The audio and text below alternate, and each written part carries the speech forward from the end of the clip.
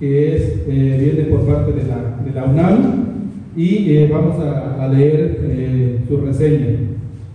Él es historiador, egresado de la Facultad de Filosofía y Letras de la UNAM, es especialista en epigrafía e iconografía maya e investigador asociado a los proyectos de conservación y documentación de las colecciones arqueológicas en los museos de Palenque, de Toniná y Comitán.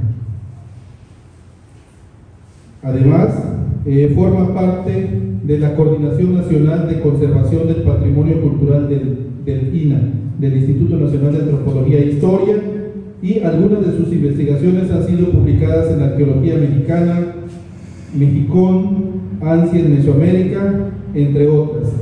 Él nos viene presentando la ponencia de Vida y Muerte de Kinish Hanapacal, del 613 al 683 de nuestra era, gobernante de Palenque. Vamos a cederle los micrófonos y vamos a recibirle con un fuerte aplauso.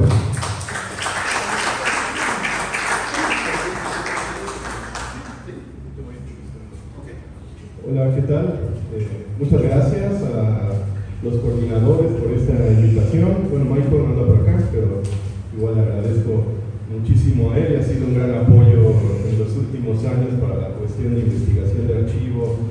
Bueno, gran parte de mi trabajo en los últimos 3-4 años, Michael ha sido una persona muy importante en ese sentido. Entonces, bueno, pues agradezco su presencia y bueno, les vengo a platicar, ¿ahí me escuchan bien? ¿Se escucha bien? Les vengo a platicar pues de no cualquier gobernante, ¿no? Sino del mero de aquí de Palenque, del área maya, ¿no? Uno de los gobernantes más poderosos, más importantes y evidentemente el gobernante más famoso de todo el mundo maya. La que sigue. Debo, bueno, mencionar que este trabajo de investigación en la parte epigráfica no la realizo solo, sino de mi colega, el doctor Yuri Poliukovic, con el cual pues nos hemos dedicado a hacer la documentación glifo por glifo, in situ, como ven, con diferentes iluminaciones. Estamos haciendo modelos tridimensionales, fotogrametría y nuevos dibujos de muchas de la mayoría de las inscripciones en piedra que en esta primera etapa. También por eso mencionaba la importancia de Michael, porque pues evidentemente con el paso del tiempo los monumentos se erosionan y se van perdiendo detalles, ¿no? Entonces la búsqueda en archivos fotográficos en finales del siglo XIX, cuando se introduce la técnica fotográfica, se perfecciona un poco más, pues podemos reconstruir detalles, ¿no? en ese sentido. Entonces, bueno, no puedo dejar de mencionar a mi colega Yuri Poliukovic y la que sigue. Entonces, bueno, antes de entrar en materia de la vida de Pacal, pues un poquito más añadiendo ya a lo que Marta ya nos comentó de la importancia de los incensarios, pero solamente recordar que pues Palenque se localiza en el límite noroccidental de todo el mundo maya, ¿no? Como pueden ver en el mapa que les presento, con diferentes asentamientos del periodo clásico. La que sigue, por favor. Bueno, es importante señalar que durante el periodo clásico pues las ciudades se encontraban habitadas por sedes dinásticas, linajes de gobernantes, y hay potencias, digámoslo, como con agendas ambiciosas, como va a ser el caso de Tikal, que lo pueden ver en el centro de este esquema que les muestro. Y arriba, marcado en rojo, se encuentra el linaje de la serpiente, que abarcó 2 sedes, Ibanché, Calamul. Bueno, lo menciono porque está muy relacionado con lo que les voy a comentar, también con la historia de Palenque, pero cada una de estas ciudades pues tenía evidentemente agendas políticas, intereses propios.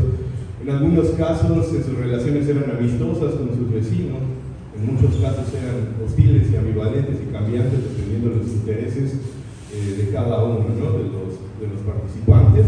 Y bueno, en el extremo occidental, bueno, a su izquierda, pueden ver, ¿no? donde se ubica Palenque. A su derecha pueden ver algunos ejemplos de lo que se le conoce como glifos emblemas, que son los nombres de los linajes dinásticos, las casas reales, ¿no? Si se podemos llamar en ese sentido.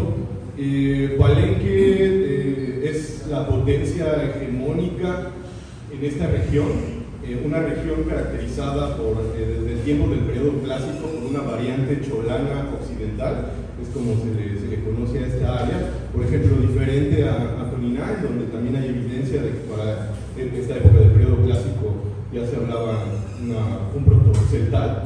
Entonces es importante en ese sentido ver a Palenque, ¿no? Como otra potencia regional, que sus intereses van a chocar muchísimo con Toniná, y más que nada su área de influencia, de impacto, tiene más que ver hacia la parte de Tabasco, con sitios con los cuales va también a tener muchísimo impacto y va a ser una ciudad hegemónica en ese sentido.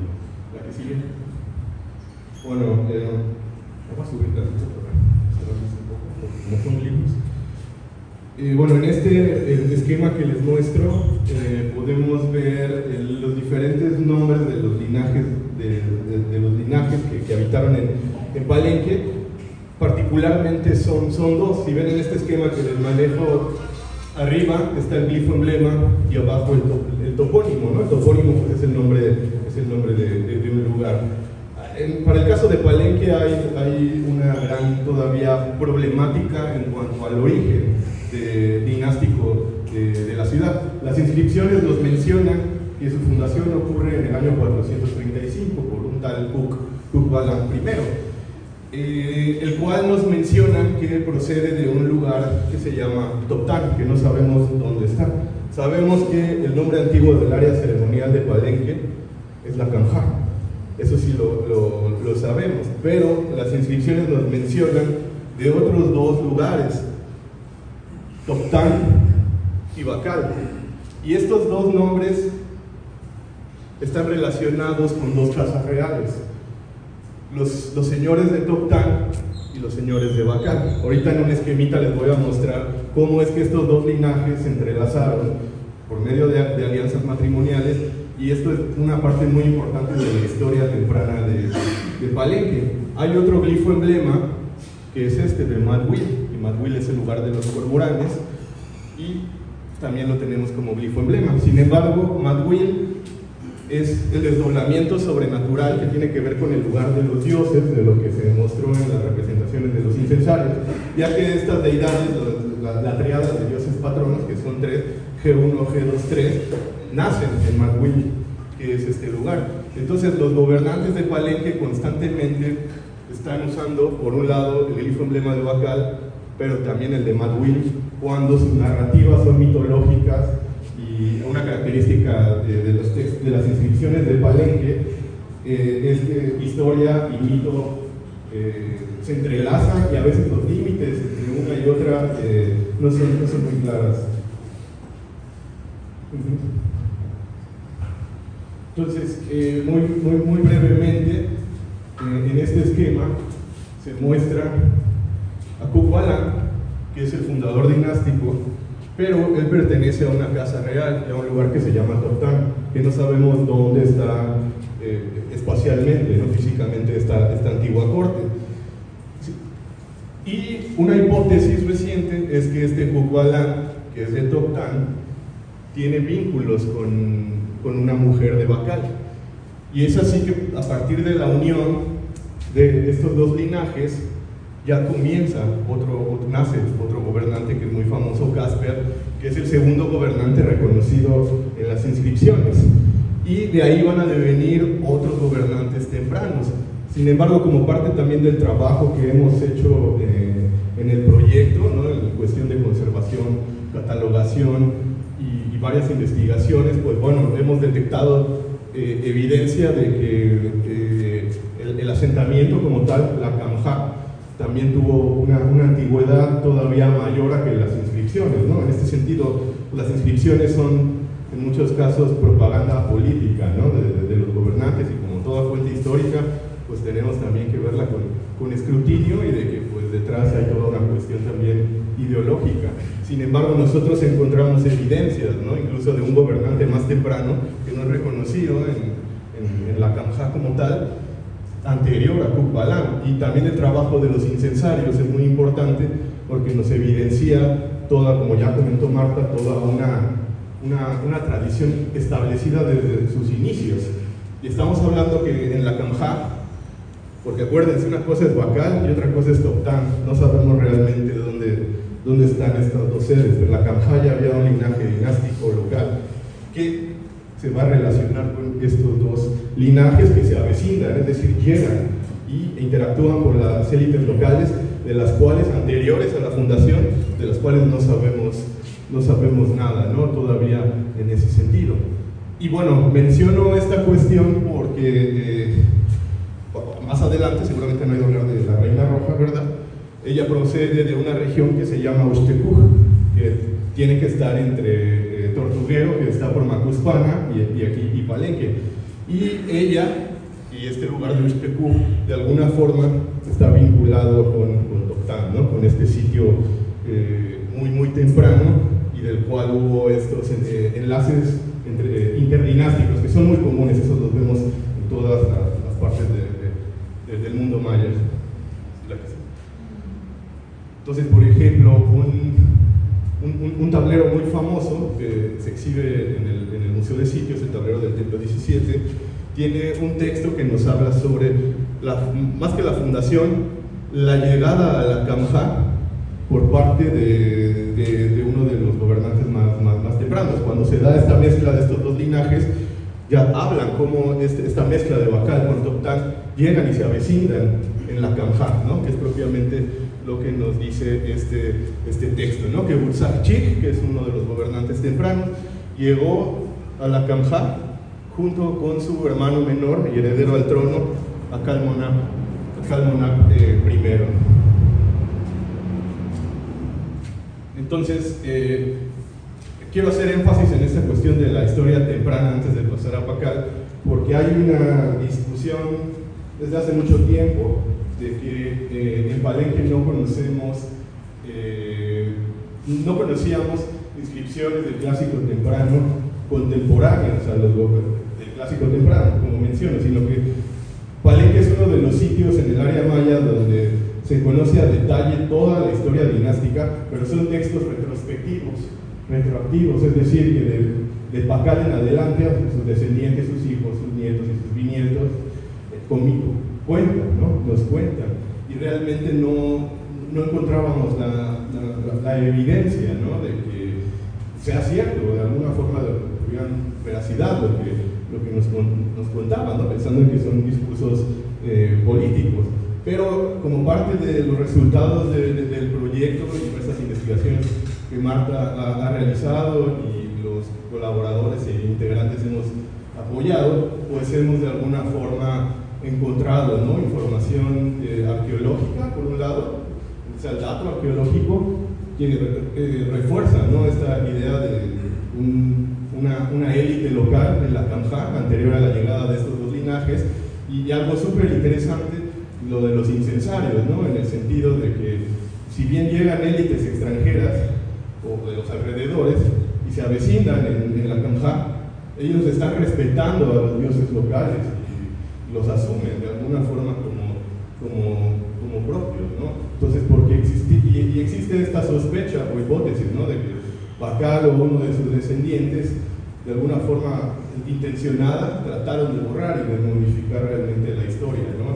Anterior. Hay evidencia de alguna forma también, pero también hay indicios de que sí respetan de alguna forma los orígenes o la etapa más temprana del asentamiento, la que sigue. Por ejemplo, una de las investigaciones recientes que hemos presentado en el Congreso Internacional de Mayistas hace poco es pues la poca evidencia de inscripciones del clásico temprano. No son muchas, pero son importantes, ¿no? En un caso pues, nos remite a un gobernante, Calhuiquitán I, y en otro, por ejemplo, el fragmentito de la derecha inferior es bien importante porque ese nos menciona a un dios local del maíz que se le conoce como el dios progenitor de la triada, de los tres dioses patronos de Palenque, G1, G2 y G3. Y toda esta narrativa del progenitor y del nacimiento de la triada de dioses, pues ese ya es un discurso del hijo de Pacal, de Cámara I, en los tableros del Grupo de las Cruces. Sin embargo, el que hayamos encontrado este bloque con la inscripción que tentativamente podemos datar de mediados del siglo VI, 550, por ahí pues evidencia, ¿no?, de que parte de esta cosmogonía local que es tan conocida por estos textos retrospectivos, pues realmente sí tiene un origen más antiguo, ¿no? Y vuelve aún complicada esta cuestión de qué tanto modificaron la historia de manera intencionada Pacal y sus descendientes, ¿no? Porque vamos a ver que puede regresarte tantito al anterior, otro. Ajá. O sea, tenemos nosotros muchos momentos de crisis dinástica, incluso en la parte temprana, ¿no? Tenemos, por ejemplo, una escisión, una división del linaje de Bacal, desaparece Toptán al poco tiempo como linaje dinástico importante, y el que va a imperar en adelante es Bacal, pero en algún punto entre el gobierno de Acalmona I y Canjo de Quitán I se divide, hay una escisión, es decir, hay una facción que se sale, digamos, lo de la Canjá, y se va para Tortuguero, por Macuspana. No sabemos las razones, ¿no? Pero vamos a ver una situación similar antes de la entronización de Bacal. Y a lo que voy es de que estas crisis dinásticas, pues lo que hacen, o crisis políticas, guerras, lo que permiten es que otros grupos dentro de la corte, de alguna forma, pues sus intereses salgan avantes, terminen imponiéndose como una nueva rama dentro del mismo linaje, y es lo que va a ocurrir con Bacal. De nuevo, ajá. Y por ejemplo, de estos bloques, la sospecha de que sí hay una mutilación, movimiento, desplazamiento de las esculturas del clásico temprano, en esta investigación que hemos hecho, es que hemos encontrado que las remueven y reutilizan en el periodo ya clásico tardío posiblemente, como es por ejemplo es el caso de estos dos bloques con inscripciones jeroglíficas del clásico temprano, que por el estilo sabemos que proceden del templo 20, donde en su interior hay una tumba muy importante y temprana, y que posteriormente fueron removidos al grupo 1-2, la que sigue. Por ejemplo, este es más tardío, ya es de la época tardía del gobierno de Pacal. Son 3 fragmentos de bloques constructivos, de un tablero tipo mosaico, le llamamos así porque el grosor de los bloques es muy considerable para que sea simplemente un tablero de caliza. Y pues lo interesante es que, bueno, nada más se conoce en la parte superior del tablero, pero nada más es el tocado, lo que sobrevive posiblemente de Pacal, que estaba ahí parado, y fueron reutilizados, 2 en el templo 4 en el grupo norte y 1 en el acueducto. Entonces vemos que hay esta intención, digo, este no es clásico temprano, pero pues hay una intención de remover y de reutilizar este tipo de bloques.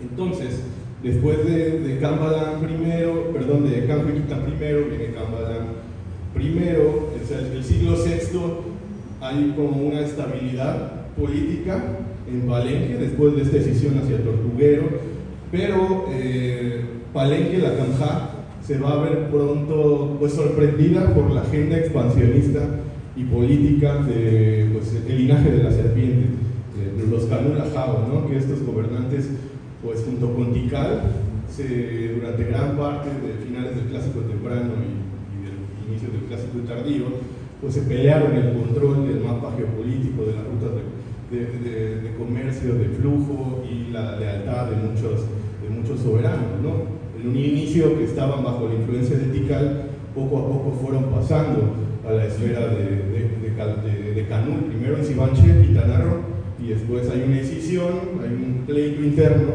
y la facción más fuerte migra hacia Calakmul. Pero todavía en esta época de 599 no existe esta escisión de la cual yo les hablo, todavía están asentados en Sibanché, en Quintana Roo. Y ya para este momento el linaje de Canul ya tiene gran control del área del Petén, y ahora sus influencias están volcadas hacia Usumacinta, y es por eso que ahí sus intereses van a chocar con los de Palenque. Y lo que va a ocurrir es que durante el reinado de la única reina hasta la fecha identificada pues con claridad, Ixyol Ignal, pues hay una primera destrucción importante de la ciudad, la que sigue. Y bueno, esta igual la conocemos a partir de un texto retrospectivo en la escalera jeroglífica de la casa C del palacio. Pues se menciona que en este año 599 la Khamja fue decapitada, es decir, fue destruida. ¿Por quién? Nos dice Ukabji, por un militar, un Yahaute. Este es un hacha, es un logograma con la forma de un hacha, ¿no? Y que recae esta acción sobre la Khamja. Nos dice que esto fue por orden de un personaje llamado de Osh Kula, un lugar, del lugar del metate, de venado, Chicchá, también un lugar mitológico muy importante, donde historia y mito pues confluyen, pero nos dice que él era Yahaute, era el señor de la lanza, de la infantería, de Testigo Cielo, que es un rey muy importante de Calakmul.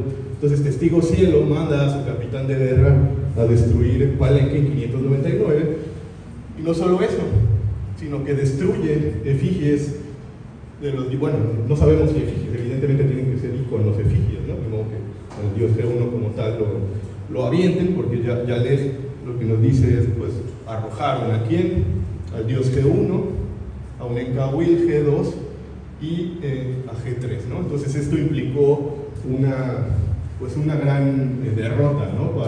para Palenque. Y Yolignal vive todavía algunos años, evidentemente durante ese reino pues Palenque tuvo que estar sometido al reino de Canules y Banché. Y bueno, es posterior a 599 pues el nacimiento, ¿no? de Pakal. A Pakal le toca nacer en esta etapa complicada, turbia, ¿no? En donde pues, las ambiciones del linaje de la serpiente sobre el Palenque y otros sitios del Sumacinta están muy latentes. No, la anterior. Y es importante, bueno, más adelante voy a pasar, pero hay referencias de que en esta derrota de 599 participó Yaxchilán y también participaron reinos de Tabasco como Pomoná y Santa Elena. Y en un momento voy a regresar a este tópico porque Pakal, 60 años después, va a emprender una serie de campañas militares pues como venganza de alguna forma a todos los sitios aliados que en su momento apoyaron al linaje de la serpiente para esta invasión y destrucción de Palenque, ¿no? Entonces, bueno, pues Pakal va a nacer en este contexto y lo que sabemos es que el peso preponderante de Pakal no era su padre, Khan Mohish, quien además utiliza otro glifo emblema que aún no tenemos muy claro, pero es otro linaje alterno. Y quien sí tiene el peso dominante es su madre, la señora Ishsakuk, quien ella incluso ostenta el cargo de glifo emblema, ¿no? como reina. Esto en los laterales, en dos de los laterales del templo del sarcófago de la tumba de Pakal. Y sabemos que el padre de Ishsakuk se llamaba Hanap Pakal, como Kinish Hanap Pakal. Entonces, lo que estamos evidenciando es de que con las guerras del linaje de la serpiente, primera, pues hay una ruptura.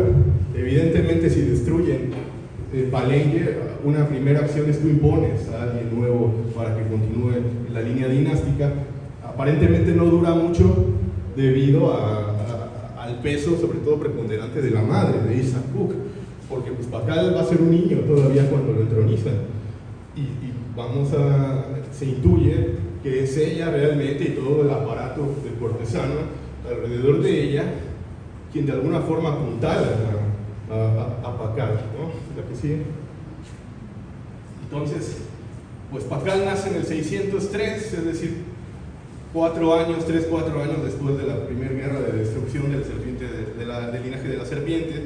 Sin embargo, pronto, ya durante el reinado de un gobernante llamado Agen-Yolmat, va a haber una segunda destrucción, ¿no? Pero ahora sí dirigida por un gobernante de Canul, ¿no? De nuevo tenemos la misma acción de decapitación o destrucción sobre la Khamja, y nos dice que lo ordenó serpiente enrollada, ¿no? Es como se le conoce a este el nickname, ¿no? de este gobernante de Sivanché, que aún no es muy clara su lectura, y pues nos dice que es un señor divino de linaje de la serpiente. Y va a ser muy interesante porque Agen Yolma, al parecer, con Santa Elena y con Pomona, como que hay un primer momento en donde tratan de alguna forma de volver a tomar el control de las planicies de Tabasco. ¿Por qué? Porque el gobernante local de Santa Elena le rinde, o sea, es investido por Agen Yolma, el gobernante local de Palenque, allá en Santa Elena. Y es probablemente que esta segunda guerra de destrucción sobre Palenque sea como consecuencia de que Palenque trató de volver a retomar el control sobre la parte de Tabasco. Y es que vuelve a haber esta segunda guerra de destrucción. Todavía no llegamos al momento de entronización de Pacal. Y luego muere Agen Yolma en 611, y de 611 a 613 gobierna un personaje que se llama Muguanmat, que es interesante porque este personaje Muguanmat está basado en el nombre del dios progenitor de la triada, del cual yo les hablaba, este dios del maíz local.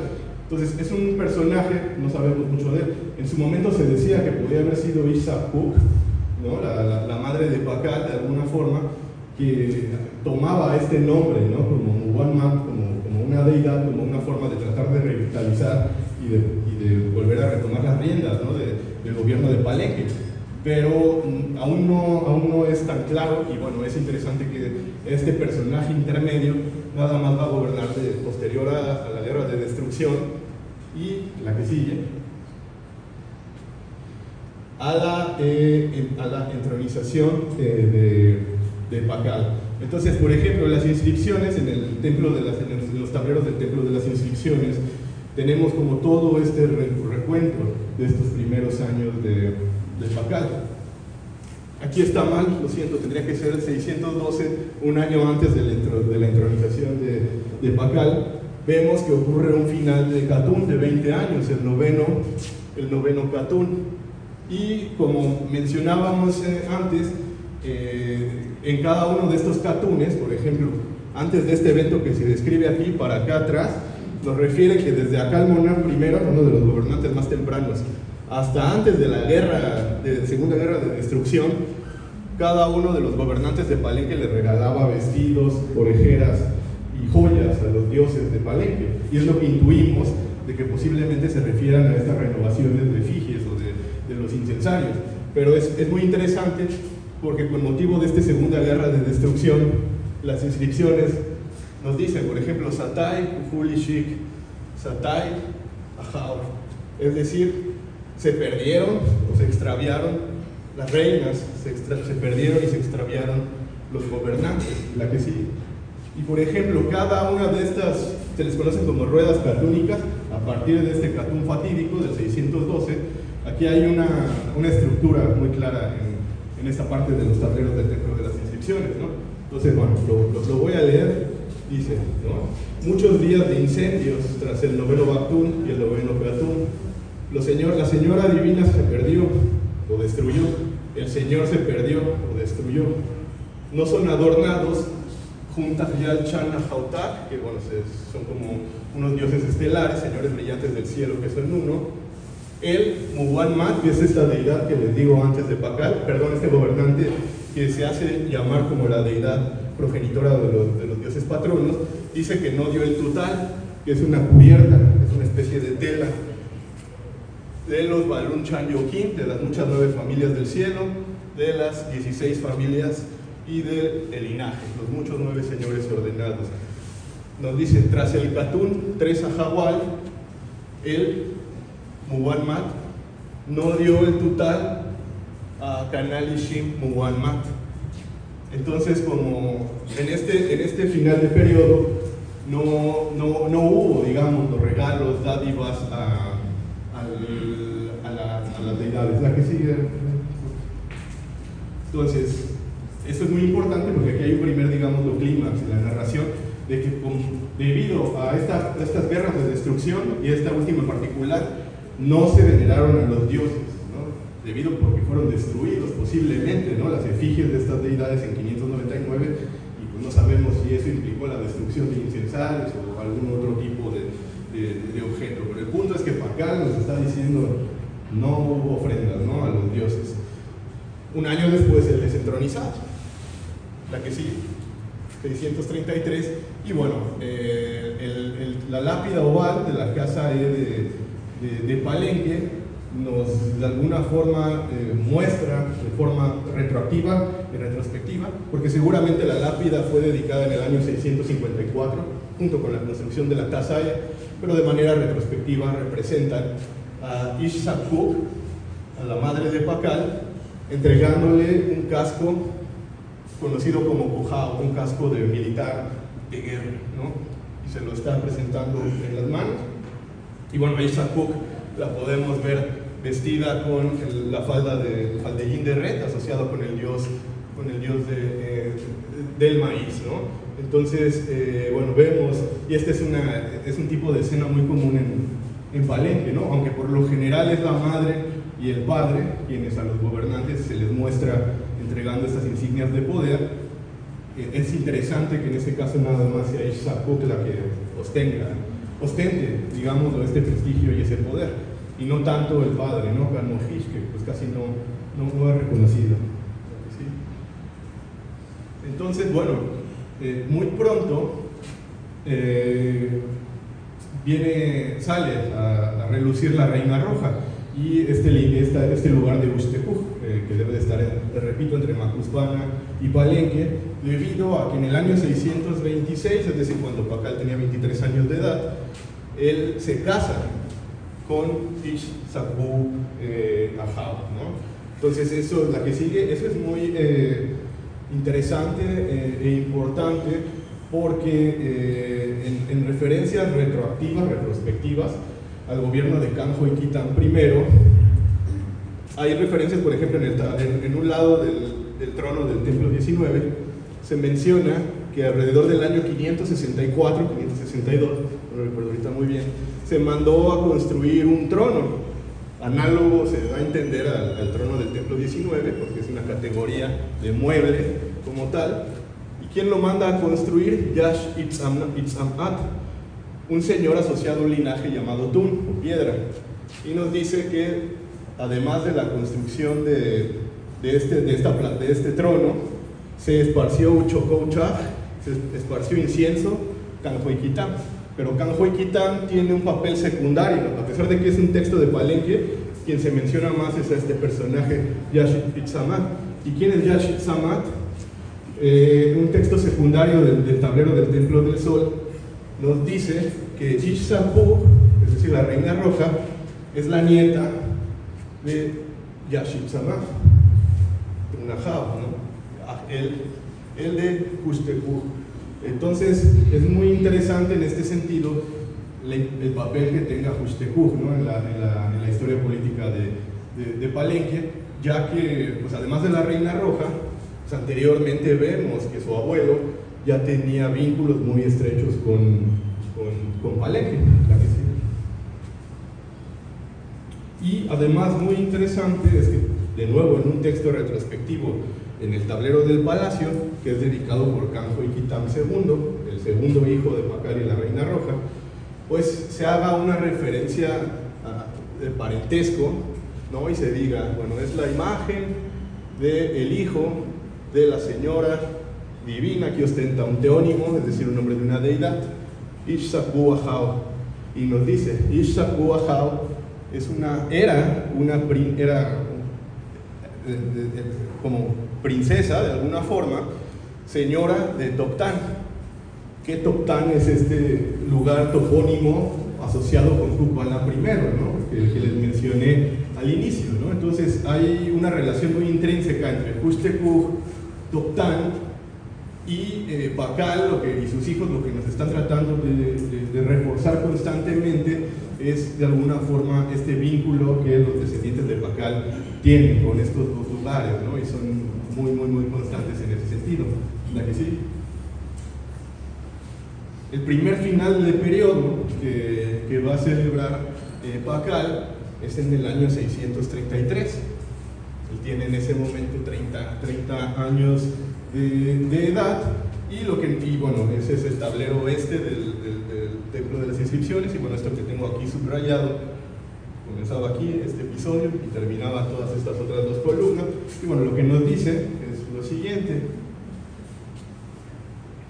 Dice, habían transcurrido tantos días, 17 años, desde que Kinich Kanapacal, señor divino de Huacal, se había sentado en el señorío, y ocurrió la presentación de la piedra en el día tal, Ajao 8 de Callab, el asiento del periodo del 10º Catún, y lo que nos dice la disminución del Bactún.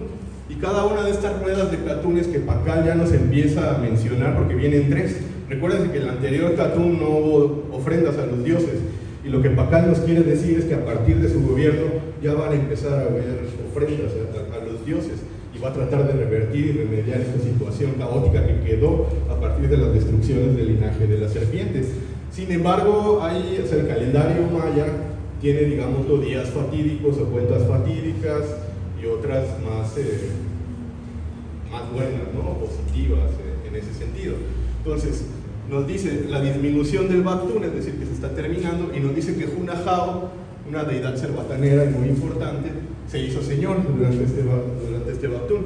Y de nuevo estos términos de las familias celestes, o las 16 familias, o las muchas generaciones ordenadas que se hace referencia al linaje, ahora sí, fueron ataviados de collares, fueron ataviados de orejeras, y nos dice, es la carga del Catún 1 a Jahual, ¿no? La primera cuenta del asiento de periodo de Kinich Kanapacal, y nos dice, al final, dio las vestimentas a sus dioses, ¿no? Sí. Entonces, esto ocurre en 633, ¿no? Debo mencionarles que hasta la fecha nosotros no tenemos ningún monumento contemporáneo de esta época, de Pacal. Ahorita voy a llegar al año 652, que es a partir de ese momento en donde ya encontramos evidencia de que está dedicando monumentos y haciendo renovaciones constructivas de los edificios. Pero todo esto que les he estado mencionando y esto que viene a continuación, pues son a partir de referencias retrospectivas, ¿no? Y la que sigue, posterior al final del periodo en 632, pues va a ser el nacimiento de su primogénito, Kinich Kambalam II. Tiempo después, 9 años después, va a nacer Kanjoikitam II, que cuando muere Kambalam, pues va a suceder, pero el heredero, el primogénito, es Kambalam. Esto ocurre en 644, y 4 años después va a nacer Tibol Chanmat, que él ya no llega a ser gobernante, porque como les voy a mencionar en un ratito, él muere algunos 2 años antes de la muerte de su papá, de Pacal. Una siguiente etapa pues sería la segunda rueda de Catún que celebra Pacal, y bueno, una de las nuevas evidencias que en el proyecto hemos detectado es que hay referencias a renovaciones constructivas, posiblemente del grupo de las cruces, 20 años antes de la de Kambalam de 692.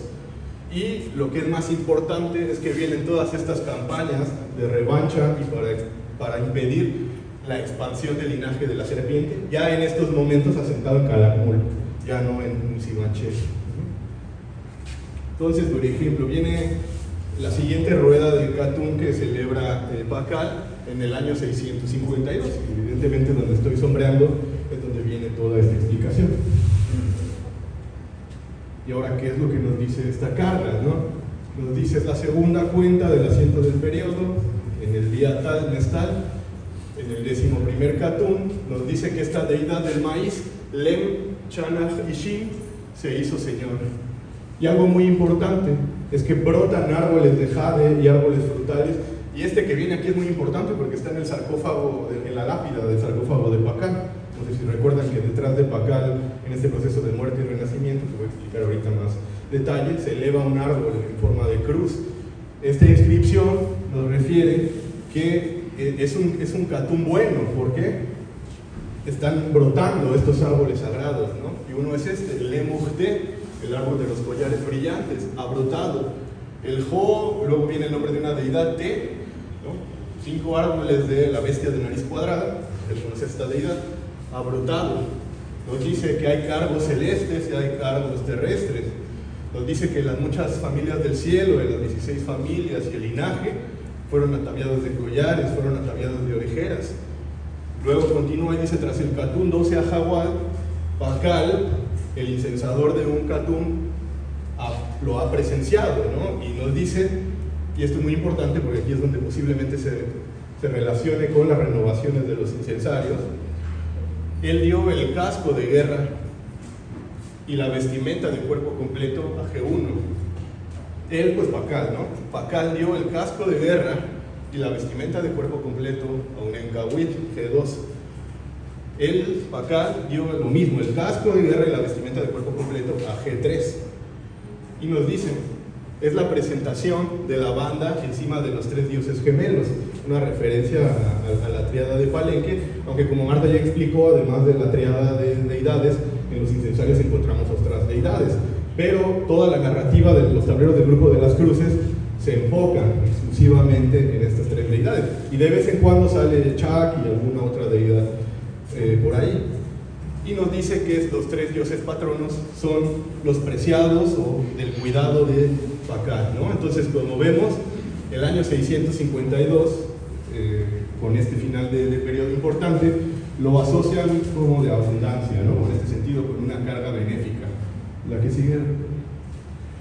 Y bueno, es en este momento, digamos, que si lo trasladamos a la seriación y cuadro cronológico que encontramos, el año 652, pues corresponde al periodo Othulum, o sea, el 632, 652 y 672, todas estas renovaciones de la época de Pacal, pues corresponden de alguna forma con la parte intermedia de la tradición de incensario, ¿no?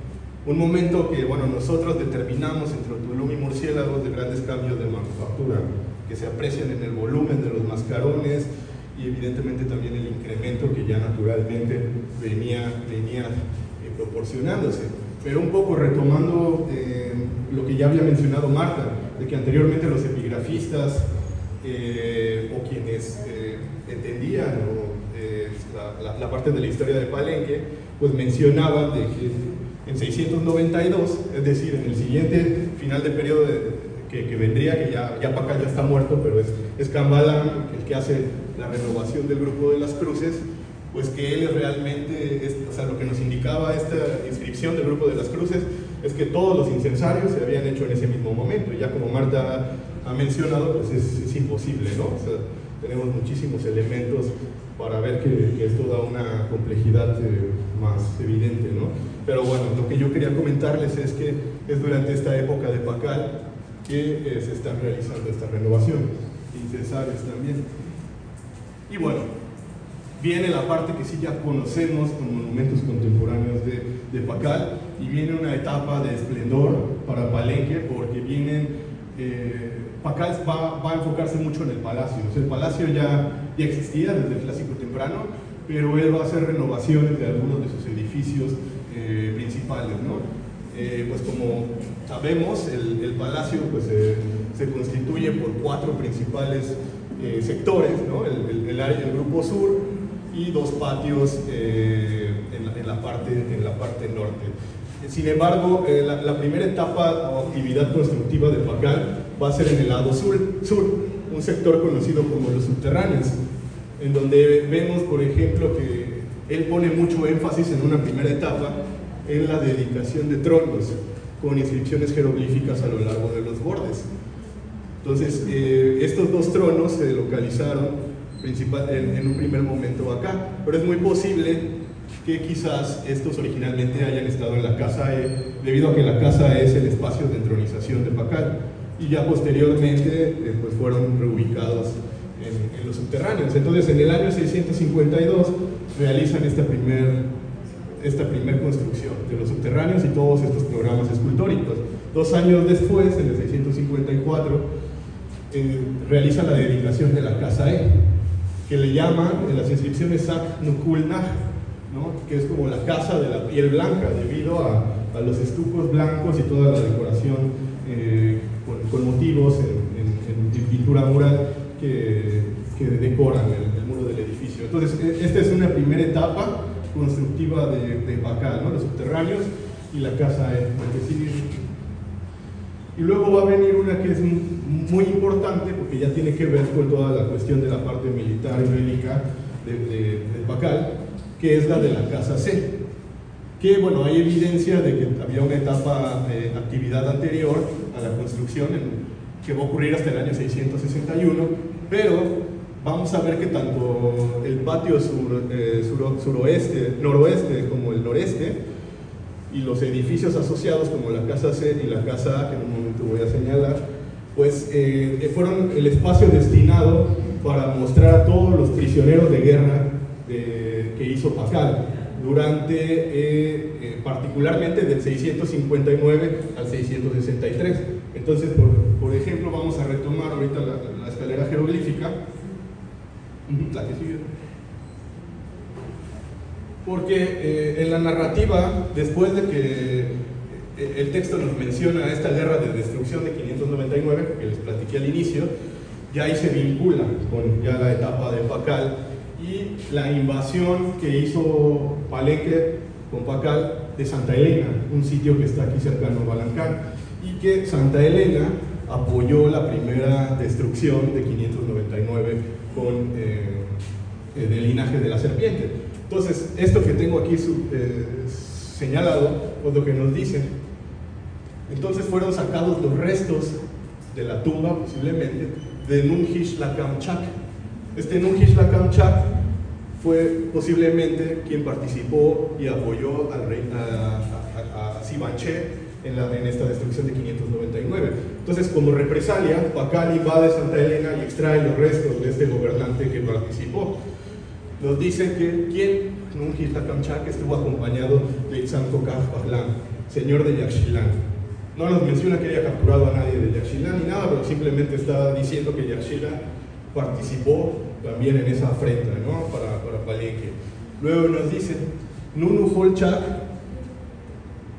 señor de Santa Elena, es el que llenó la tumba de Nungish Lakamchak, es decir, Nunu Holchak posiblemente es el hijo o nieto de Nungish Lakamchak, y al morir él, lo que nos está diciendo es que su hijo o su nieto lo enterró.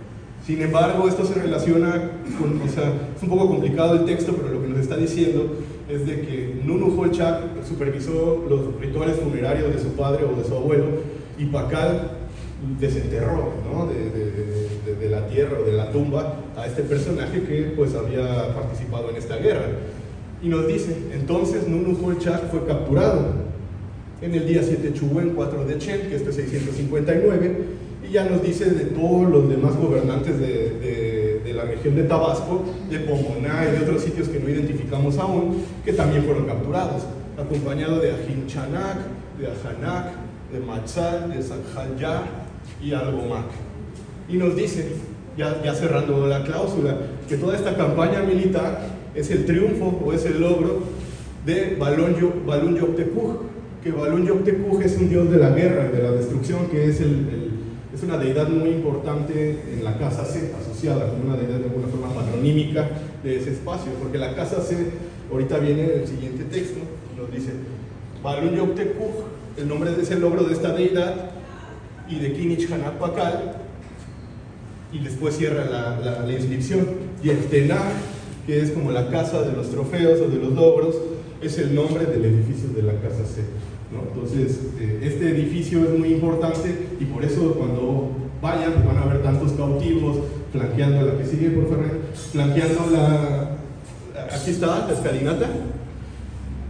Y bueno, aprovechando cuando se pueda tener acceso, pues podrán ver una réplica basada en moldes que hizo Mosley, quien tomó esta foto en 1891, con un estado de conservación de cómo se encontraba hace más de 100 años. Así que bueno, esperemos no tarden mucho en abrir el palacio para que puedan verla, pero aquí está la escalera jeroglífica, y vemos que a los costados, para la izquierda y a la derecha, tenemos a 6 diferentes prisioneros de guerra, que son a los que se mencionan, y Nunu Holchak, el gobernante que captura en 659, está representado en las alfardas.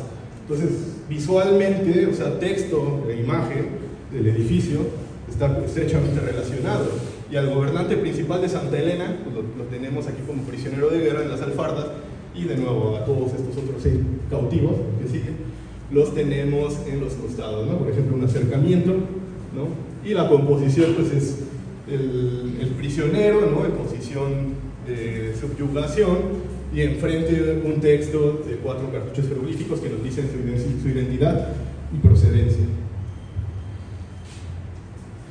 Luego, pues las guerras en contra de los aliados del linaje de la serpiente van a continuar, y un segundo programa, en 663, asociado todavía con la Casa C, se va a dedicar del otro lado del patio, en el patio noroeste. En esta parte del basamento vemos que, aquí se ve una foto antigua, y tenemos 7 inscripciones que nos refieren a la captura de herederos al trono de Santa Elena. Entonces, no conforme Palenque de matar al rey Anunuholchak, y se me olvidó comentarles, porque ya no lo metí en esta diapositiva, pero al final del tablero oeste del Templo de las Inscripciones se menciona que 7 días después de la captura de Anunuholchak, llega como botín de guerra a Palenque junto con los dioses patronos de Santa Elena, y son comidos por los dioses locales de Palenque, ¿no? Sabemos que la antropofagia ritual y el canibalismo pues eran parte de las sociedades mesoamericanas, ¿no? Entonces se comieron a este gobernante y a sus dioses locales de manera simbólica, los dioses locales de Palenque.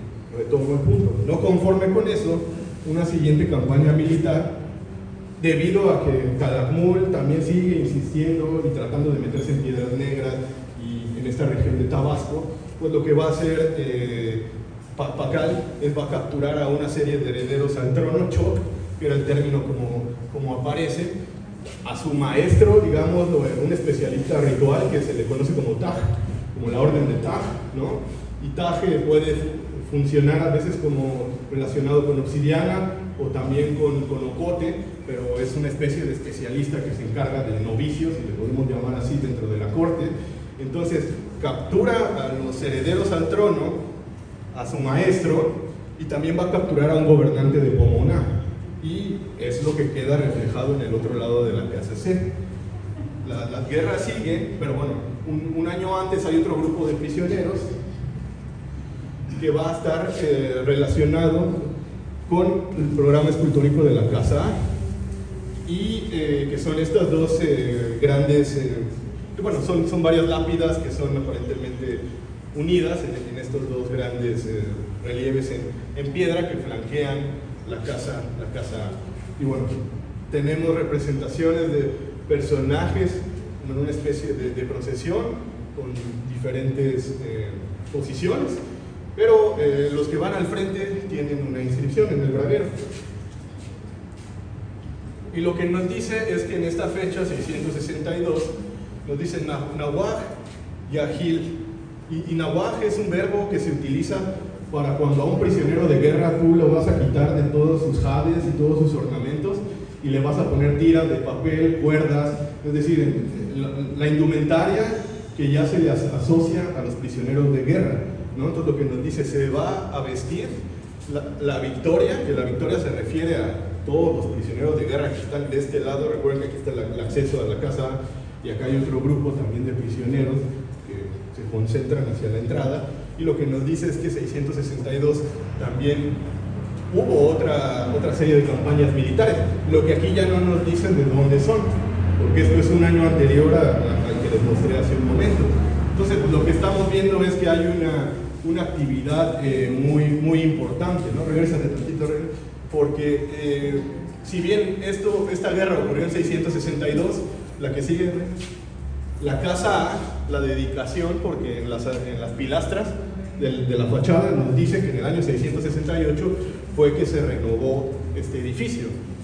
Y se estima que muy pronto también la Casa AD también fue objeto de renovación, debido a que cierra la parte norte del palacio, ¿no? Entonces es importante que la primera etapa, digamos, lo constructiva de Pacal está asociada al sur, a la Casa E, que es el área de entronización, y ya la más tardía ocurre con el sector norte y la narrativa militar bélica de los prisioneros de guerra realizados en estas campañas militares, pues es la más evidente e importante. Entonces aquí terminamos, digamos, esta primera parte de la vida de Pacal, que es la más conocida y de la cual proceden la mayoría de los monumentos que conocemos de él. Bueno, pues viene esta otra etapa que podemos dividir del año 652 al 668. Perdón, esto está mal, tendría que ser 672 porque ya viene el siguiente final de periodo. Ese año es muy importante porque ya es la última rueda de Platón que Pacal celebra en vida. Él va a morir en 683 y bueno, vean, es la última. Y bueno, es un sector bastante amplio del tablero central del Templo de las Inscripciones. Y bueno, rápido voy a leer. Esta es la tercera cuenta del asiento del periodo. Nos dice que Pacal pues lo ha atestiguado, ¿no? Ha legitimado este evento, pero este sí es un catún fatídico, porque nos dice que es tiempo de muerte, ¿no? Y nos dice que el árbol que había brotado se secó, y nos dice que los señores del este y los señores del oeste fueron destruidos.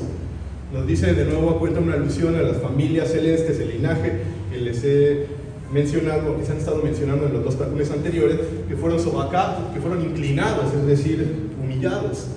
Y nos dice, esta es la segunda presentación de la corona de los dioses sobre los dioses. Y bueno, a pesar de que es un catún fatídico, pues o sea, Pacal dice, yo sigo regalando mis ofrendas de joyas, ¿no? De vestimentas a los dioses de la triada, porque volvemos a la misma estructura. Pacal dio la vestimenta de cuerpo completo, el sombrero, la corona de diadema collar y las orejeras a G1. Lo mismo a G2 y lo mismo a G3. Aquí lo que es importante, y es como de las novedades del proyecto y la importancia de hacer este registro, ¿no? Con las inscripciones in situ, nocturno, el poder buscar fotografías históricas, nos permitió entender mejor este último pasaje, que es súper importante, porque nos dice, Pacal dio el Chat Otot, la casa roja, dio el Chat Nukul Naj, la casa de la piel roja, nos dice, dio el Chan Lem, el cielo brilloso, dio el Wak Algo Chan, que es un lugar mitológico asociado con la casa de G1, nos dice, es el basamento de Hun Yef Winkil, que es parte de la frase nominal de G1. Nos dice, 3 veces se repitió la dedicación de templos, ¿no? Entonces esto es muy importante porque nos habla que, y esto es nueva información, nos habla de que además de los regalos de dádivas, hubo renovaciones de edificios y posiblemente pues esté relacionado con alguna quizás renovación del templo o alguna modificación que se le haya hecho, si es que esto es con el grupo de las cruces, que tendría que ser porque por lo menos uno de estos lugares, el Wak Algo Chan, sabemos que es el nombre que se le da al templo de la cruz. Entonces vemos que Pacal está haciendo renovaciones en el año 672. Importante, ¿no? Y bueno, pronto en este mismo año pues fallece su esposa, ¿no? Tishsaku Hao, y bueno, pues conocemos, ¿no? Su templo funerario, la que sigue. Y bueno, ¿no? Evidentemente es famosa por el ajuar y porque sus huesos fueron cubiertos con cinabrio, y bueno, también nos llama mucho la atención el que pues no el sarcófago sea liso, pero bueno, no deja de ser una empresa constructiva muy importante, y sobre todo que es posiblemente la muerte de su esposa que marca mucho a Pacal, y quizás desde esta época ya está él entreviendo o proyectando la empresa de su gran mausoleo funerario, ¿no? O sea, seguramente la muerte de su esposa repercutió al grado de tratar de trascender, ¿no? La muerte y dejar evidencia de uno de los templos funerarios más sobresalientes que hay en la América precolombina, ¿no? En el mundo antiguo de esta región, en la que sigue. Tiempo después va a morir su hijo más pequeño, Tiwol Chalmat, y pues como conmemoración de la muerte, pues dedica un incensario, pero de piedra, ¿no? Similares a los que mostró Marta, pero que estos son utilizados como monumentos funerarios y conmemorativos de ya sean los hijos de los gobernantes o de algún personaje de la élite o de algún barrio de élite muy importante, ¿no? Entonces, pues, Pacal pierde primero a su esposa y posteriormente a su hijo más pequeño, y bueno, eso evidentemente debió de haber influido, ¿no? La que sigue. Y bueno, pues la muerte de Pacal, que ocurre en el año 683, y bueno, sospechando de que desde tiempo atrás pues ya la empresa constructiva ya de alguna forma él ya la había comenzado, pero lo que sí sabemos es que 7 años después su hijo Kinich Kambhalam, o sea, él muere Pacal en 683 e inmediatamente Kambhalam asume el gobierno, pero su hijo se va a tardar 7 años en terminar y concluir toda la empresa constructiva, tanto del templo y los tableros, los relieves en estuco que cubren las pilastras de la fachada del edificio, pues le tomarían 7 años para poder de alguna forma pues terminar en este sentido. Aquí. Y bueno, pues el templo de las inscripciones, y bueno, los tableros que les he estado mostrando, que han sido pues, parte principal de mi exposición, pues están en el interior del tablero del templo de las inscripciones del templo, y bueno, sobresale porque son la segunda inscripción la más larga de todo el mundo maya, y bueno, por todos los componentes históricos. Por ejemplo, es muy interesante que Pacal le pone mucho énfasis a la parte histórica y de reconstrucción retrospectiva de la historia del linaje. Kambhalam también lo hace con el grupo de las cruces. Sin embargo, el discurso y la narrativa de Kambhalam está más plagada de enlaces entre el mundo, entre la época de los dioses patronos y de las deidades con la historia de su padre y propiamente del linaje de Pacal. La que sigue. Y bueno, evidentemente no me puedo ir sin explicarles la iconografía de la lápida de Pacal, ¿no? Vayamos como del marco hacia el interior, pues la escena lo que nos muestra, por ejemplo, estas bandas de los costados, se le conoce como banda celeste, y es lo que lo enmarca, ¿no? En un espacio celestial, posiblemente nocturno, ¿no? Como una noche nocturna en ese sentido, un cielo nocturno.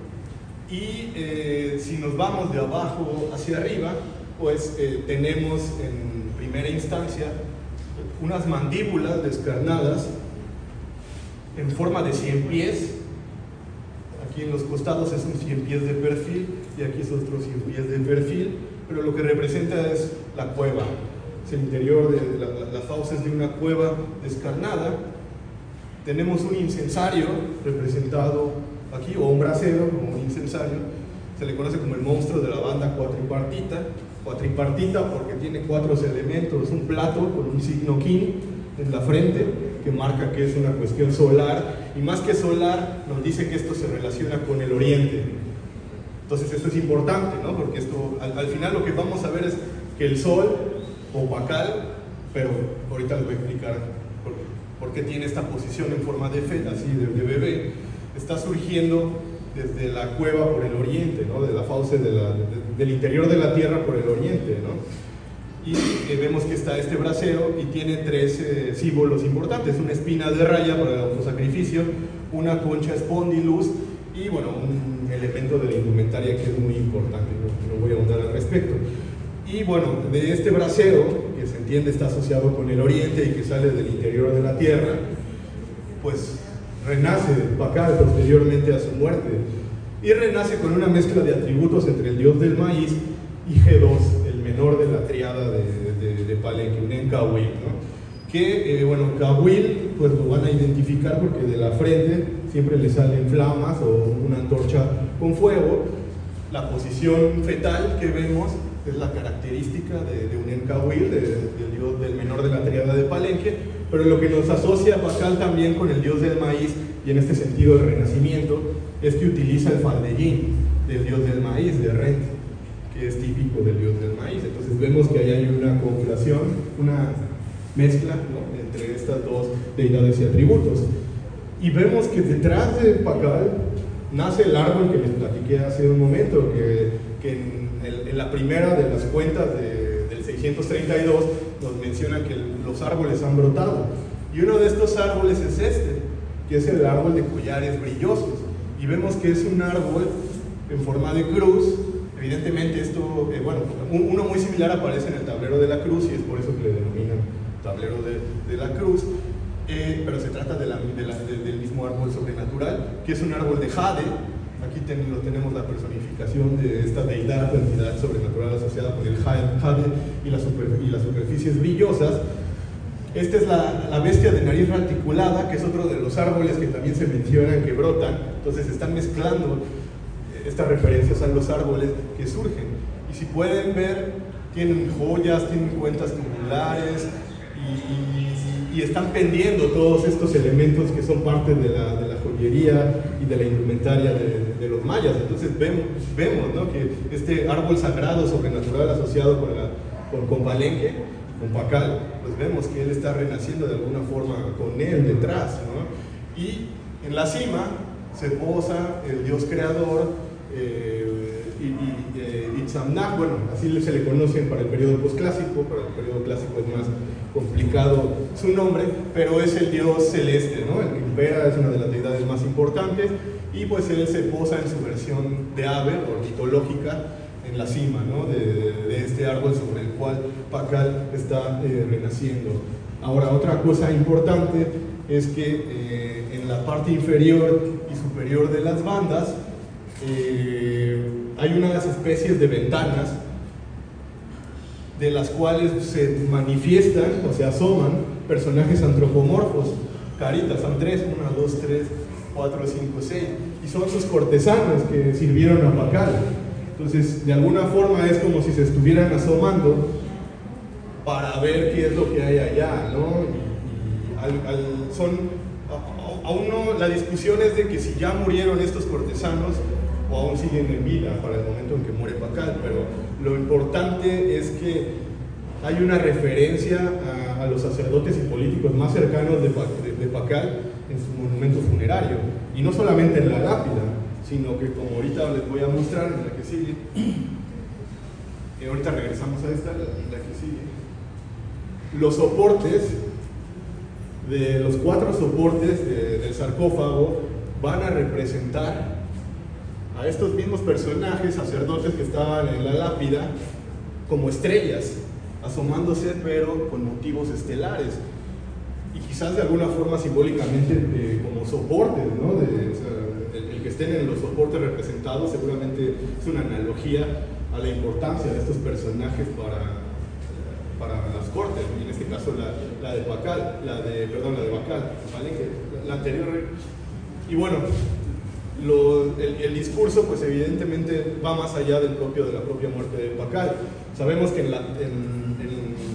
los laterales de la tapa del sarcófago hay una inscripción muy larga que registra la muerte desde Quinichacalmona I hasta la propia muerte de sus padres y otros gobernantes importantes. Pero aquí lo interesante es que estos ancestros de Pacal pues están representados como árboles frutales que brotan, como los árboles que se mencionan en las cuentas catónicas.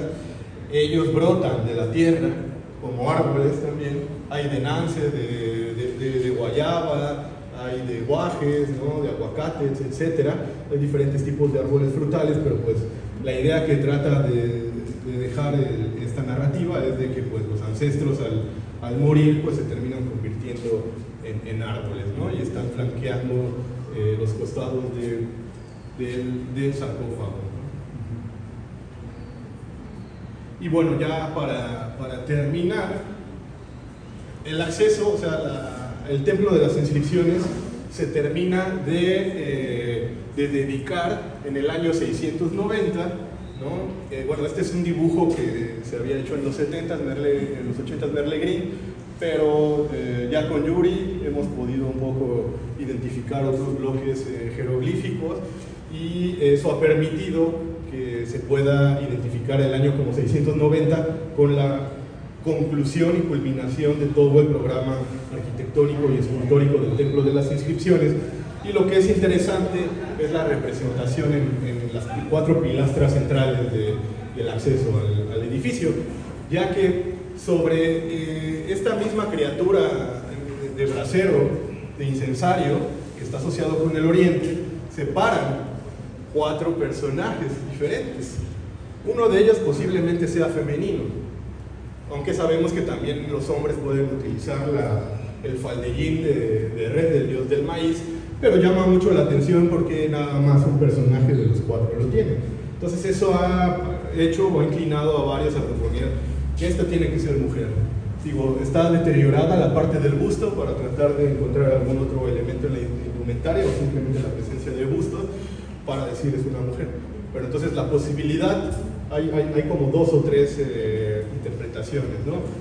Que se trata de Ishak-Kuk, de la madre de Pakal y de su padre, Kan-Mujish, que lo dudamos porque a su padre de alguna forma él es relegado siempre, como vimos en la lápida oval, pues nada más siempre hay como más referencia a su madre, pero existe esta posibilidad de que sea la madre de Pakal y su padre, y que en los brazos esté de alguna forma representado Pakal, pero ya como bebé. Si se dan cuenta, cada uno de estos personajes carga en sus brazos a un bebé muy similar a la posición que tiene Pakal en el momento que está renaciendo en la lápida del templo de las inscripciones, de la tumba. Entonces hay de alguna forma una relación, ¿no? Porque esta es la fachada propiamente a la tumba donde vemos esta misma iconografía. La otra, que es la que más nos inclinamos, por lo menos Yuri y yo, es de que se trata de la Reina Roja y del propio Pakal ya muerto, y que de alguna forma están cargando a Unem-Kawil como una forma de sucesión y de continuidad dinástica, ¿no? Con la idea de, bueno, ya nosotros somos ancestros, pero pues van a seguir viniendo herederos del linaje y van a continuar. Los que sí sabemos quiénes son los de los costados son los gobernantes tempranos, ¿no? Sabemos que es Kanjo Iquitam, primero porque su tocado tiene a un Becarí, tiene elementos de la frase nominal de este personaje, y el de acá tiene a Kambalan primero, un gobernante también temprano, pues debido a que vemos los tocados, ¿no? Entonces, pues el mensaje político posiblemente para el momento de la de esto de 690, pues de alguna forma es la continuidad del gobierno, es decir, murió Pakal, pero pues sus herederos tienen de alguna forma que continuar gobernando y pues con este legado, y bueno, así va a ocurrir, ¿no? Ya la etapa tardía posterior a Pakal, pues son sus 2 hijos, sus nietos y su bisnieto, Kukbalan, ¿no? Hay otro gobernante tardío que también se llama Hanap Pakal, pero de ese no tenemos como registro, ¿no? Y creo que ya sería todo, si mal no recuerdo. Entonces, bueno, pues, muchas gracias.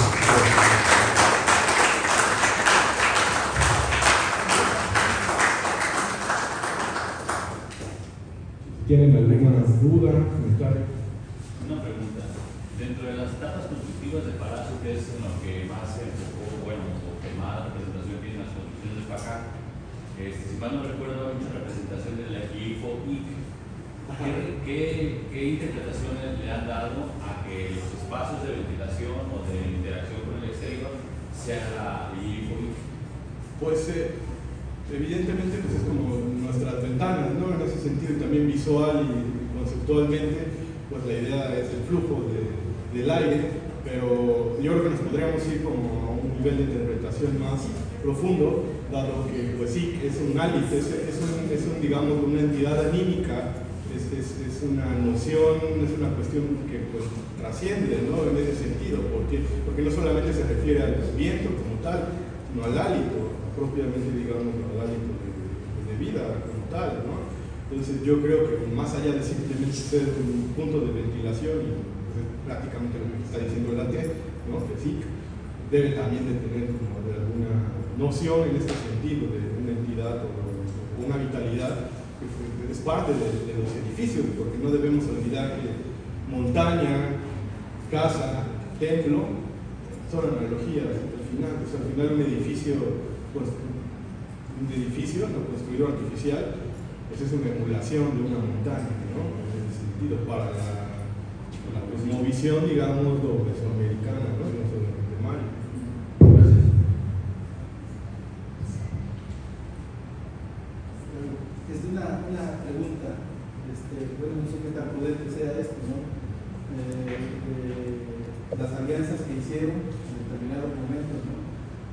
Comoná, Leche, todo eso, por la venganza.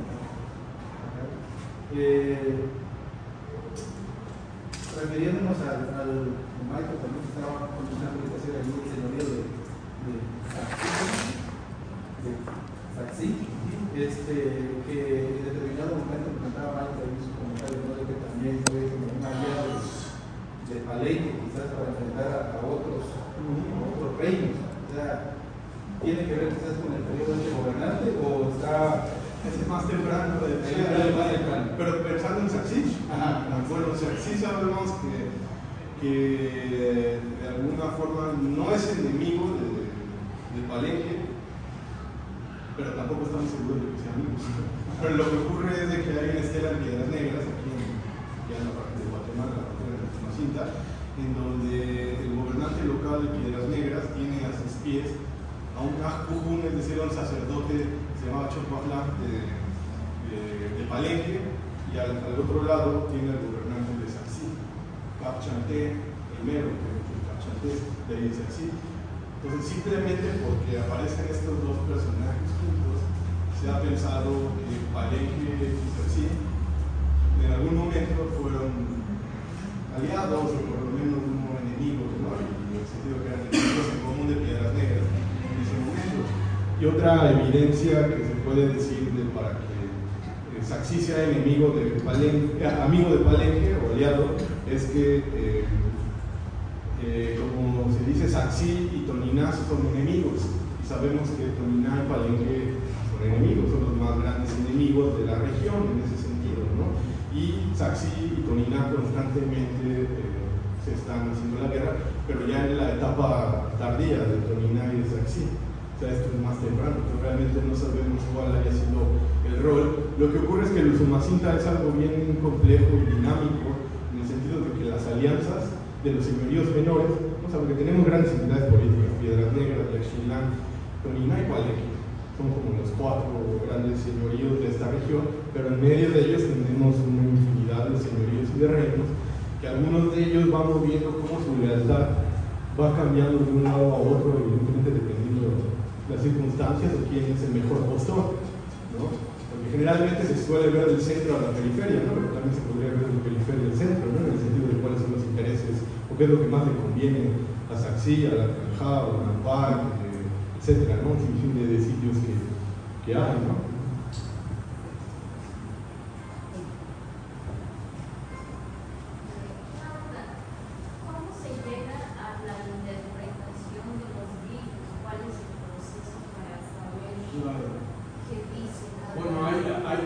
Hay todo pues, un proceso como disciplina, ¿no? Ya le llamemos epigrafía, o hay algo que va detrás de la epigrafía, que es la teoría de la escritura, la gramatología. Tú, para poder entender un sistema de escritura jeroglífico, pues necesitas, por ejemplo, un escrito, como la piedra Rosetta, ¿no? Es decir, que el mismo mensaje esté escrito en 3 diferentes códigos, y que por lo menos tú uno de esos códigos si lo entiendas, que es lo que ocurrió para el egipcio, el que estaba en griego y estaba el otro en una variante de egipcio que está relacionado con el copto de alguna forma.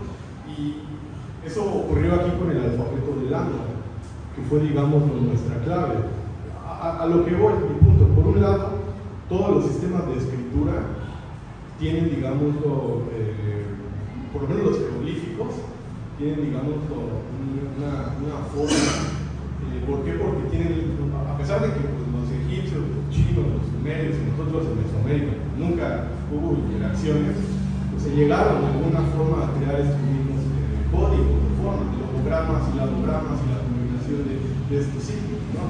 Evidentemente ya tú para entenderlo y saberlo, pues tiene que haber, por ejemplo, una lengua viva, ¿no? Que en nuestro caso pues, tenemos una multitud de familias lingüísticas que proceden de Maya, ¿no? Entonces, sabiendo la lengua y teniendo sobre todo el referente para tú poder descifrar que es un escrito, forzosamente, porque si no tienes un escrito, o sea, alguien que te traduzca de alguna forma qué es lo que hace Lambda, digo, nadie le entendió hasta Noroson, porque a partir de eso ya se pudo un poco comenzar a trabajar la epigrafía epigrafía maya, pero pues evidentemente sabiendo que pues, el maya clásico, ¿no? era una variante del chol actual, pero no muy antigua, pues nosotros utilizando, solo así aprendiendo, ¿no? Cuando hay vocabularios coloniales, pues, evidentemente mientras más pegado al momento del contacto, mejor, ¿no? Pero no es interesante que,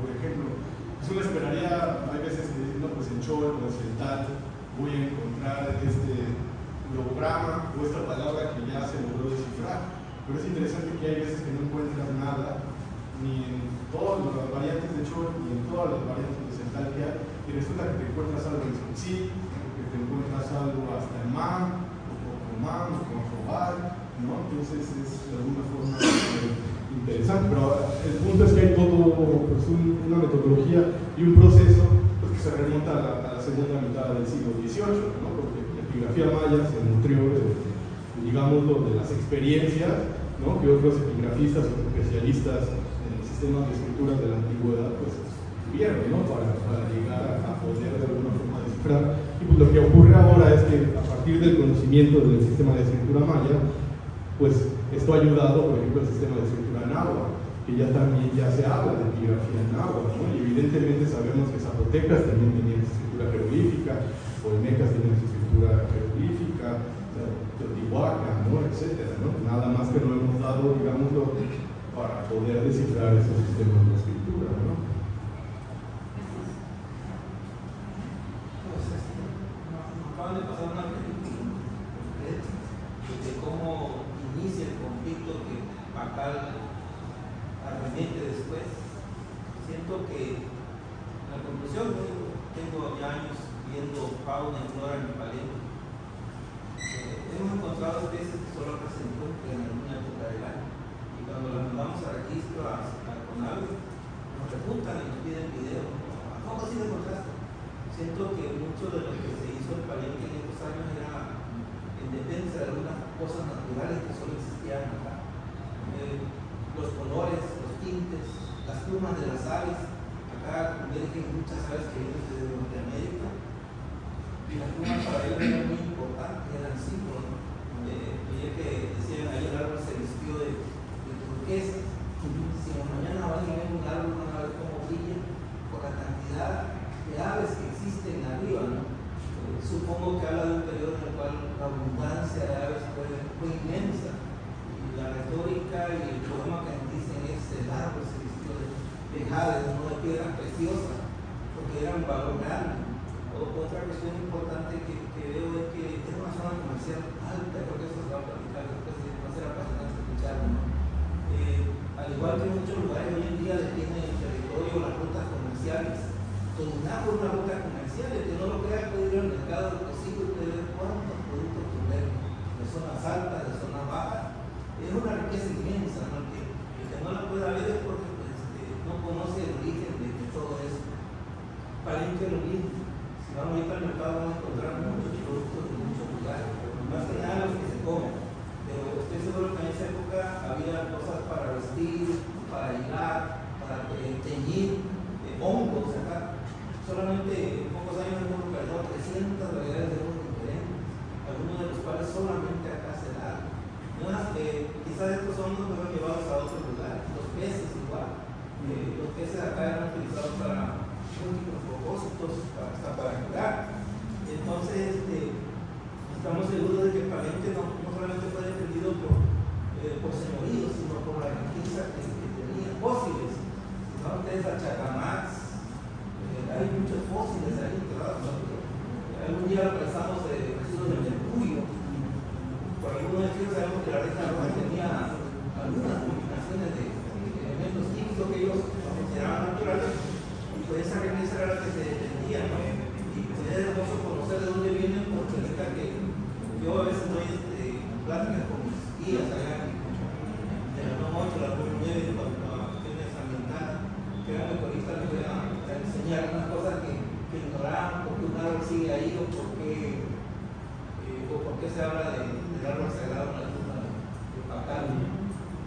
Muchas gracias. Sí, claro. ¿Algo más? Los periodos de 20 años cada Catún, sí. Pero a veces te refieren que eran, o sea, el Catún lo dividían, por ejemplo, en los primeros 5 años del Catún, mitad de Catún, los últimos años de Catún y final de Catún. Sí, te lo dividen, ¿no? Evidentemente el más importante es el final de Catún, pero siempre hay esta referencia que va disminuyendo, que se va extinguiendo, que se va acabando, pero va entrando otro. Mientras este va terminando, entra otro. Bueno, eso, por ejemplo, Landa lo explica muy bien en su relación de las cosas de Yucatán, ¿no? El cargador del año de Catún tal va entrando y el otro va yendo. Y en las inscripciones nos dicen, ¿no? Se está extinguiendo el Catún, está disminuyendo, ¿no? En ese sentido. ¿Por qué? Porque el tiempo es personificado por los dioses. Los numerales son deidades. El Catún es una deidad, el Bacún es una deidad, cada periodo de tiempo límite como se personifica, ¿no? Por alguna deidad. Entonces, como un hombre muere en ese sentido porque se utiliza la misma expresión, le disminuye su espíritu, las frases un tanto eufemísticas para referir a la muerte son similares a la forma que tratan el tiempo, ¿no? También va expirando su esencia, como ¿Cómo lo vemos ahora? pues sí, Aumentando de y ponerle ya avanzando. Así es. Nada más.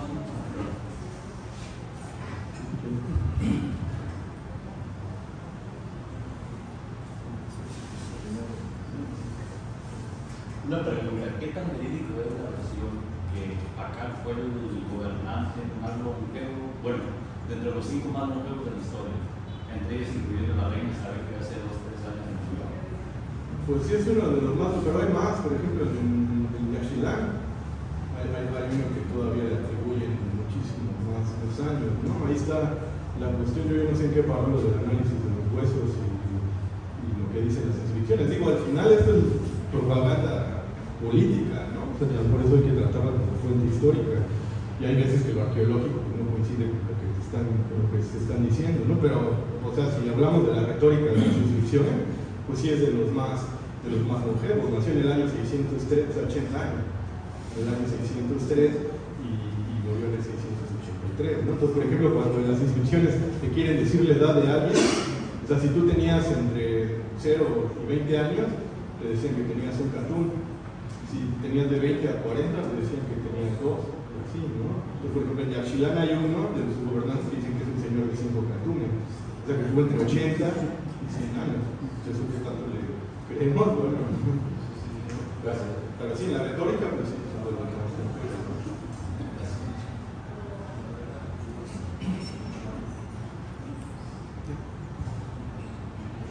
Sí, bueno, que nada, felicidades por la exposición tan grande que nos diste.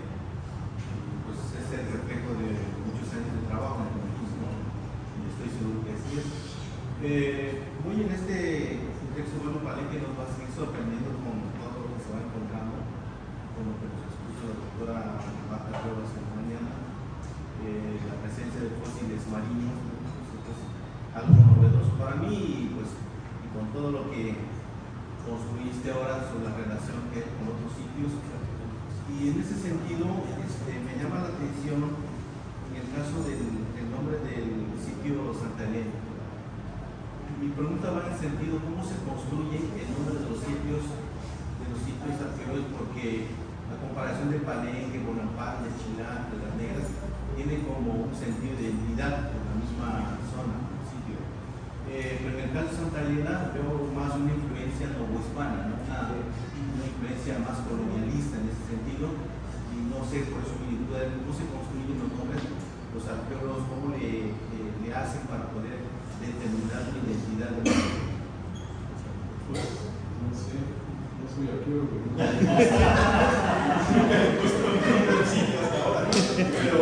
Pero creo que eso es quizás por, no sé, la comunidad ya llama ocurre a veces, o no sé, o como en otros sitios como la península de Yucatán, Yaxchilán, etc., donde sí son nombres de alguna forma maya castellanizados, de alguna forma, propiamente es el nombre de la comunidad.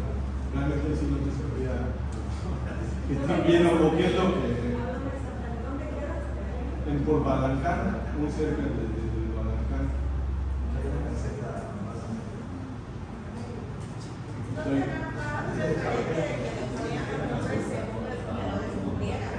Pues quizás en algunos casos.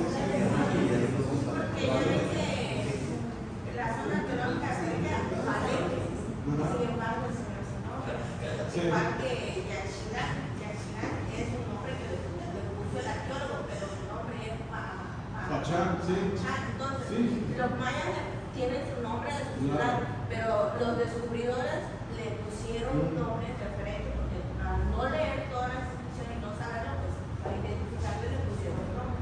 Puede haber sido el caso igual de San Pedena, al no saber cómo se llamaba, pues le pusieron algo sinónimo a lo que había a su alrededor o algo que lo representara. Sí, inclusive hay fusión con el náhuatl, ¿no? Muchas de las, por ejemplo, en el Sumacita viene una mezcla de náhuatl con... Sí, puede ser eso también. Con la conquista española, pues ya se vincula todo eso. Sí, hay muchas comunidades que tienen su nombre en agua maya, ¿no? Sí. Más referente es el área central, porque es allá donde más trabajo en Colima, en Guajitepec, Luis, ¿no? Y así te puedes ir a Chus, en esos lugares, donde te encuentras tanto el nombre en agua como el maya, ¿no?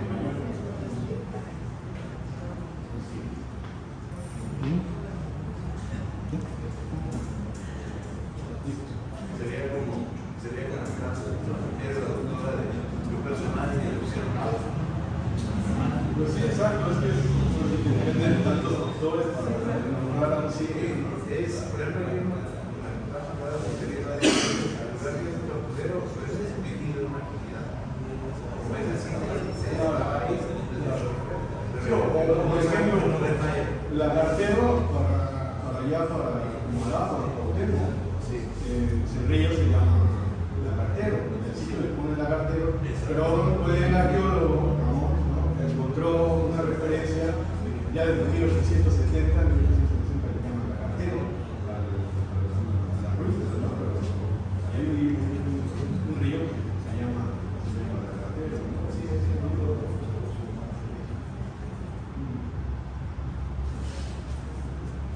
Bien, ya para cerrar vamos a invitar a la maestra Virginia para que igual nuevamente nos acompañe para entregar el reconocimiento a Ángel y pues ya prácticamente con eso vamos a estar cerrando la actividad del día de hoy. Maestra.